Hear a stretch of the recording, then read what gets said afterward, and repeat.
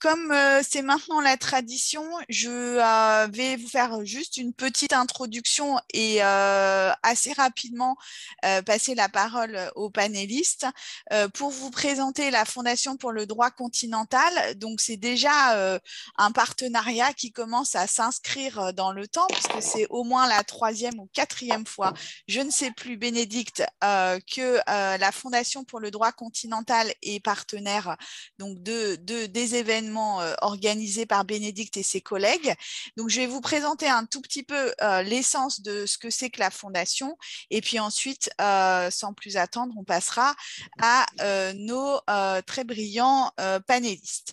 Alors, la Fondation pour le droit continental, c'est une fondation qui a été créée il y a à peu près 14 ans, qui est une création politique qui vise à faire la promotion de notre droit, que ce soit le droit français, mais aussi le droit européen, bien évidemment, parce que maintenant, il faut qu'on s'imagine comme étant des Européens avant tout sur l'échiquier mondial, et aussi le droit continental pour celles et ceux qui ne sont pas juristes, par opposition au droit anglo-américain qui, comme vous pouvez vous en douter, est assez dominant dans les sphères internationales. Donc, l'idée, c'est vraiment d'impulser la promotion de notre droit et de nos valeurs, de notre humanisme au plan mondial. Donc, que ce soit en bilatéral avec des pays comme la Chine, hein, ce que j'ai déjà eu l'occasion de faire avec Bénédicte Bévien-Boyer, pardon, et aussi au plan multilatéral auprès des organismes internationaux, sans oublier bien évidemment l'Europe, puisque l'idée c'est que aussi l'Europe s'empare des sujets que nous discutons aujourd'hui, puisque finalement on est là aussi pour inspirer les institutions européennes pour qu'elles s'emparent des sujets en pointe comme celui d'aujourd'hui. Donc, dans notre fondation, il y a à la fois tout l'écosystème finalement juridique et économique, que ce soit le ministère de la Justice, le ministère des Affaires étrangères, le ministère de l'Économie, mais également tous les acteurs, les professions du droit. Il y a aussi des professeurs de droit au conseil scientifique. Il y a des grosses entreprises multinationales françaises. Et donc, c'est vraiment un carrefour entre les pouvoirs publics, le monde juridique et les grandes entreprises.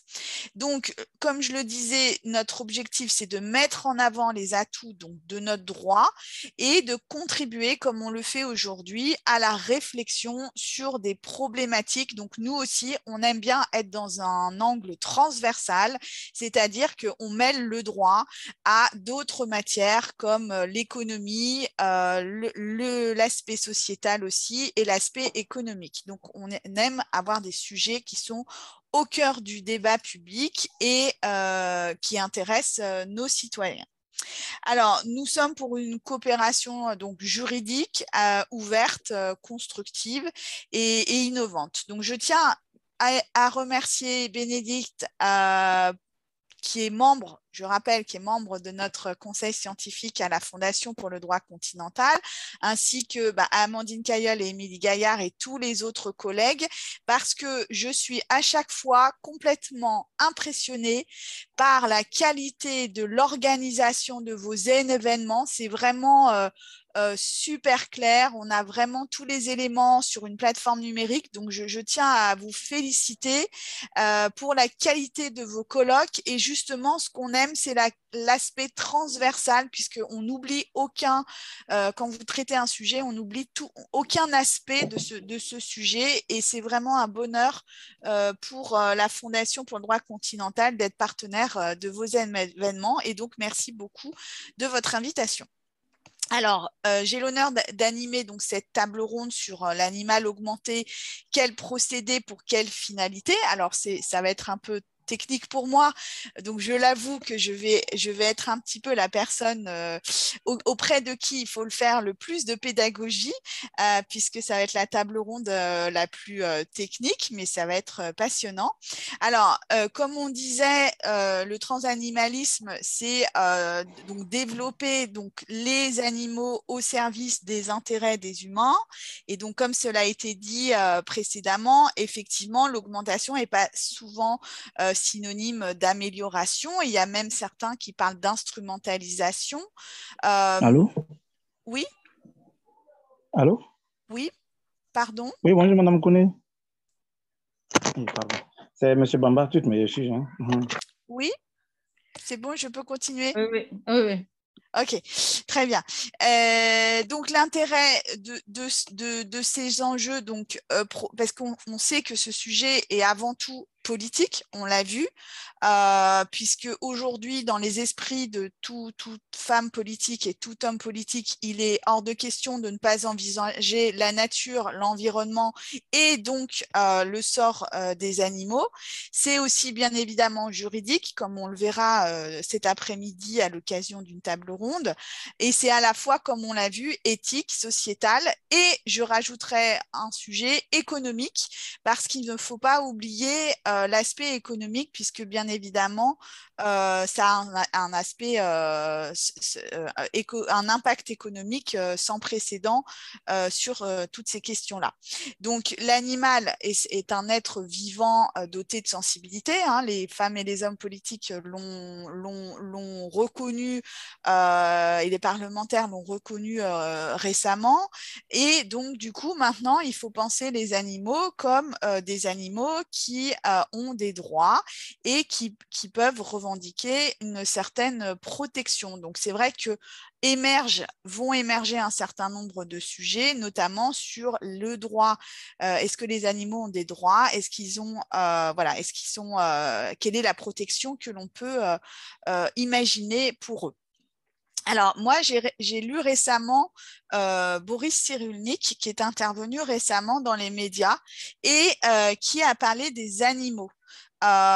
Donc, j'aimerais le citer parce que je trouve que Monsieur Cyrulnik est complètement dans le sujet d'aujourd'hui. Donc, il dit, le jour où on comprendra qu'une pensée existe chez les animaux, nous mourrons de honte de les avoir enfermés dans des zoos et de les avoir humiliés. Descartes nous a joué un vilain tour en parlant d'animal-machine, et cette idée a infusé dans notre culture occidentale. Voilà, donc je trouvais que en fait Monsieur Cyrulnik a pu s'exprimer, et je trouve incroyable qu'on puisse dans les médias finalement avoir une résonance et ces sujets puissent être évoqués grâce à lui. Et du coup, c'est vraiment une transition. Moi, je rajouterais quelque chose, c'est qu'on est en pleine pandémie.